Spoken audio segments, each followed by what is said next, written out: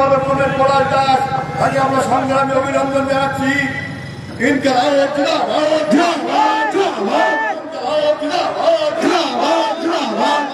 থেকে আগত বাংলা ভাষার বিজেপি জেলায়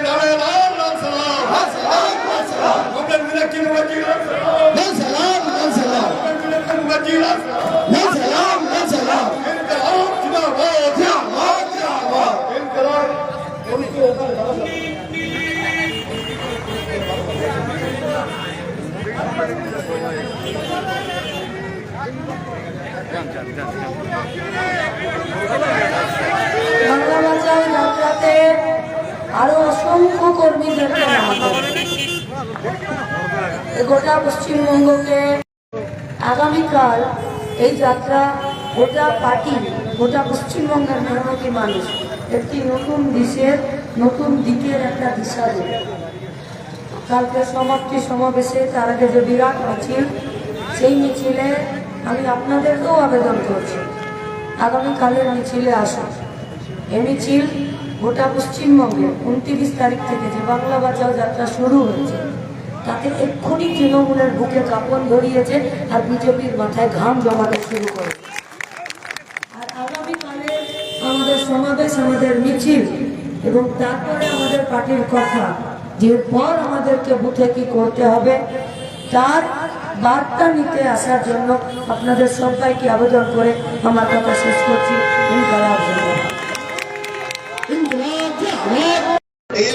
সমাবেশটা দেখেনি, স্বরূপনগরের এ যাবৎকালের বৃহৎ সমাবেশ, স্বরূপনগর বাদুড়িয়া মিলিয়ে প্রায় 12-14 হাজার মানুষের সমাবেশ।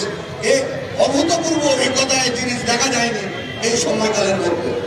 ওখান থেকে বেরিয়ে আমরা খোলাপোতা আসছি, অনেক বেড়ে গিয়েছে, সন্ধ্যা প্রায় 7টা। সেখানেও দেখছি হাজারে হাজারে মানুষ, 11 জন বক্তা বক্তৃতা করেছে ওই সমাবেশে। এরা কি বলবার আগে তাহলে কত সময় ধরে একটা সমাবেশ চলতে পারে ভাবতে পারছেন। খোলাপোতা থেকে এখানে আসছি, জায়গায় জায়গায় হাজার হাজার মানুষের ভিড়। আজকেও আপনারা এখানে এতজন মানুষ আছেন, আপনাদের অভিনন্দন জানাচ্ছি। আজকে যেটা পারা গেল না, আপনারা সকলে কালকে বিকেল 4টার সময় বিরাটির মোড়ে আছেন। মীনাক্ষী থাকবে, সেলিমদা থাকবে, বাগিরা থাকবে, আমরা সকলে একটা জনস্রোত বিরাটি মোড় থেকে বেলগড়িয়া দেওয়ানপাড়া মাঠে নিয়ে ফেলবো। আমরা পরিবর্তন করতে যে যাত্রা শুরু করেছি, বাংলা বাঁচানোর লক্ষ্য নিয়ে যে যাত্রা শুরু করেছে, ভূত আঁকড়ে আমাদের সেই কাজ করতে হবে। তাহলে তার সমস্ত যোদ্ধা সৈনিক তাদের কাছে আমার অভিনন্দন এবং আমন্ত্রণ। কালকের সমাবেশকে ঐতিহাসিক করুন, কালকের পদযাত্রাকে ঐতিহাসিক করুন। ধন্যবাদ। লাল সালাম।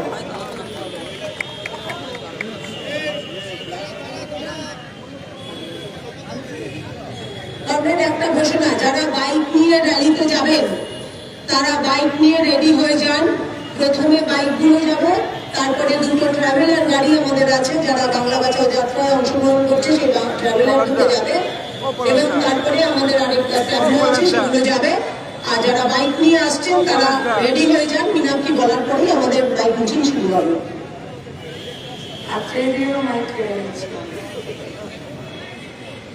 ভাগ করার বিরুদ্ধে এক করার রাজনীতির লড়াই চলছে। যারা ভাঙতে চাইছে তাদের বিরুদ্ধে গড়ার লোকগুলোর রাজনীতির লড়াই চলছে। যারা লুটতে চাইছে তাদের বিরুদ্ধে যারা রক্ষা করতে চাইছে তাদের লড়াই চলছে। যারা প্রত্যেক দিন সাধারণ খেতে খাওয়া মধ্যবিত্ত নিম্নবিত্ত মানুষকে পিষে মারতে চাইছে, অন্য পক্ষ তাদেরকে মাথা তুলে দাঁড় করানোর একটি রাজনীতি প্রতিষ্ঠিত করতে চাইছে। 2011 সাল শীতের সময় সবাই নিজের নিজের এলাকার পার্টির কাজে উপস্থিত আছে। মধ্যমগ্রামের ট্যাক্সি চালকের মেয়েটিকে বারে অত্যাচার করে খুন করে ফেলা আর তার ডেড বডিটা পুড়িয়ে দেবার ঘটনা গোটা পশ্চিমবঙ্গে মেয়েদের বুকে আগুন লাগিয়েছিল। সেই উত্তর 24 পরগনাকে ঘিরে আরজি করে আরো একটি ঘটনা গোটা দেশ এবং গোটা দুনিয়াতে আগুন লাগিয়েছে। শুধু আগুন লাগায়নি, আমাদের মাথা, আমাদের মুখ লজ্জায় পুড়িয়ে দিয়েছে। তাই এই লজ্জার বিরুদ্ধে মাথা তুলে দাঁড়ানোর যে রাজনীতি, তার লড়াই চলছে। গোটা রাজ্যের মানুষ সিদ্ধান্ত নিচ্ছে এ পশ্চিমবঙ্গের কোন রাজনীতি প্রতিষ্ঠিত হবে। যারা প্রত্যেক দিন, যারা কর্মক্ষম আছে, তাদেরকে কম পয়সার লেবারে পরিণত করবে, নাকি তাদের মর্যাদা সম্পূর্ণভাবে পরিবার প্রতিপালন করার মতো তাদের হাতে একটি কাজ দেবে? কে দেবে কাজ? সরকার দেবে কাজ, ব্যবস্থা করবে না। মিথ্যে কথা বলে না, সত্যি কথা বলে। মাইক তো বহুদিন লাগানো আছে। এখানকার তৃণমূল কর্মীদের কাছে আমাদের একটা প্রশ্ন, আপনাদের দলের সুপ্রিমো রাজ্যের মুখ্যমন্ত্রী মমতা ব্যানার্জি আজ থেকে 1 সপ্তাহ 10 দিন আগে তিনি একটি উন্নয়নের পাঁচালী করে তিনি ঘোষণা করেছেন, साल में 2 लाख बेरोजगारों का नौकरी देने का वादा किया था। 15 सालों में 30 लाख बेरोजगार नौजवानों का नौकरी का हिसाब होता है। तो भानुर একটা গল্প শুনেছিলেন, আগে তো সেই মিডিয়ার ক্যাসেট ছিল, ওই কথা শুনেছিলাম। ভানুর ওই গাছ মারা, ও বলেছিল তুমি এত ছড়াতে থাকো, আমি কাশলে তুমি একটু ব্রেক করবে। মনে পড়ছে, আমরা ছোট ছিলাম, ভানু বন্দ্যোপাধ্যায় মারা গেছে, কিন্তু তার অমর কীর্তি মানুষের মনে আছে, আর দিদিমণির ঠোঁটের আছে। বলেছিল আমি ইহার বড় বাঘ মেরেছি। তার বউ বাড়ি বাড়ি তাকে গলা খাকারে বলছেন যে তুমি একটু কমাও, একটু কমাও। শেষে বউ যখন খুব কেসেছে, বলেছে তুমি কেসে কেসে মরে যাও, আমি এর থেকে কমবো না। রাজ্যের মুখ্যমন্ত্রী ভানু বন্দ্যোপাধ্যায়ের ওই কৃতিত্ব এত বেশি অনুপ্রাণিত হয়েছে যে পশ্চিমবঙ্গের মানুষের কাছে 15 বছরে 30 লাখ বেকার ছেলেমেয়ের চাকরি দেবার কথাকে এই 15 বছরে 2 কোটি ছেলেমেয়ের কর্মসংস্থান করার কথা তিনি ঘোষণা করেছেন। এত বড় একটা মিথ্যেবাদীকে আমাদেরকে সহ্য করতে হবে? এত বড় একটা মিথ্যাচারিতার রাজনীতিকে মাথা পেতে নিতে হবে? তৃণমূলের কর্মীদের কাছে বলছি, অনেক রাত হয়েছে, আজকে ছেড়ে দিন। যদি দম থাকে তো কালকে মধ্যমগ্রামের এখানকার পৌরসভা থেকে শুরু করে এখানকার বিধায়ক পর্যন্ত যারা যেখানে তৃণমূলের নেতা আছে, যদি কলেজের দম থাকে আপনাদের মুখ্যমন্ত্রীকে শ্বেতপত্র প্রকাশ করতে বলবেন। 2 কোটি যাদেরকে কাজ দিয়েছে, বুঝে বুঝে 248টা ছেলেমেয়ের নামের তালিকা প্রকাশ করুন। গাল গল্পে আর দিন চলবে না। গোটা পশ্চিমবঙ্গে মানুষের রুটি রুজিকে কেড়ে নিয়ে আজকে গুন্ডা রাজের নিচে এরা স্ট্যাবলিশ করেছে। আর এক অংশের মানুষ তৃণমূলকে টাইট দিতে গিয়ে বিজেপির ঝান্ডা কাঁধে নেবার চেষ্টা করছেন।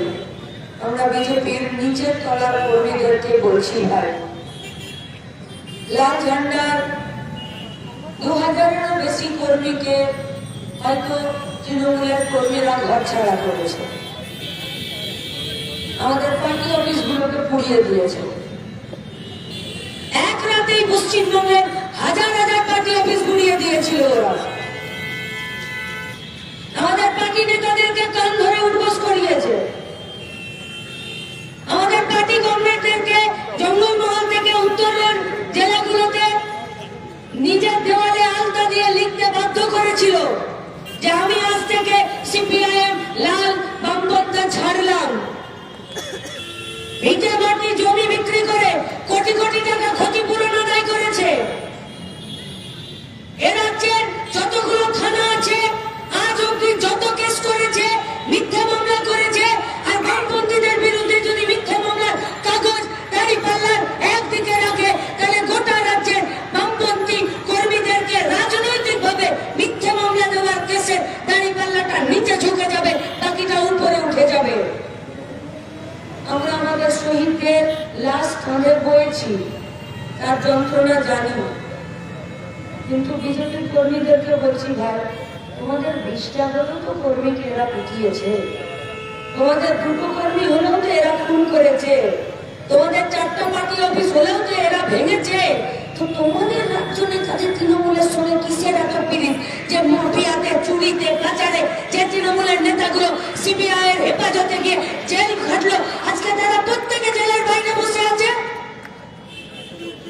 বিজেপির নিচের তলার কর্মীদেরকে বলছি, আপনাদের রাজ্য নেতাদেরকে জিজ্ঞেস করুন তৃণমূলের সঙ্গে কোন রাজনৈতিক বাধ্যবাধকতা, যে বাধ্যবাধকতাতে গ্রামের 100 দিনের কাজকে তোমরা বন্ধ করে দিলে। এ ভারতবর্ষে, এ পশ্চিমবঙ্গের মাটিতে বিজেপির রাজ্য নেতাদের তৃণমূলের নেতার সঙ্গে কিসের এত পিড়িত আর কিসের এত রাজনৈতিক বাধ্যবাধকতা যে গোটা আর্জি করেন ঘটনাতে মমতা ব্যানার্জির পুলিশের সাজানো বাগানে বিজেপির সিবিআই ঘোরাঘুরি করতে করতে যাকে দোষী সাব্যস্ত করলো পশ্চিমবঙ্গের তৃণমূল কংগ্রেসের পরিচালিত পুলিশ ডিপার্টমেন্ট, তাকেই তোমরা দোষী সাব্যস্ত করে জেলে পুরে দিলে।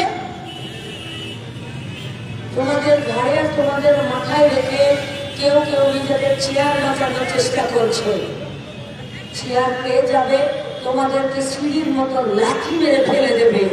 লাল ঝান্ডা তোমাদের কাছে বলছে, মাথা উঁচু করে যদি বাঁচতে চাও আর কারো যদি সিঁড়ি হতে না চাও, নেতাদের পশ্চিমবঙ্গ হবে না। इस पश्चिम बंगाल का मालिक जनता है, कोई नेता मालिक नहीं है। তাই জনগণের পশ্চিমবঙ্গ, জনগণের বিধানসভা গড়ার আবেদন রেখে কালকের মিছিলে সমাবেশে আপনাদেরকে উপস্থিত থাকার আবেদন জানিয়ে আমার কথা শেষ করছি। ইনকালাব জিন্দাবাদ। যারা বাংলা বাঁচাও যাত্রার সঙ্গে এসছেন তাদের সকলকে গাড়িতে উঠতে করছি।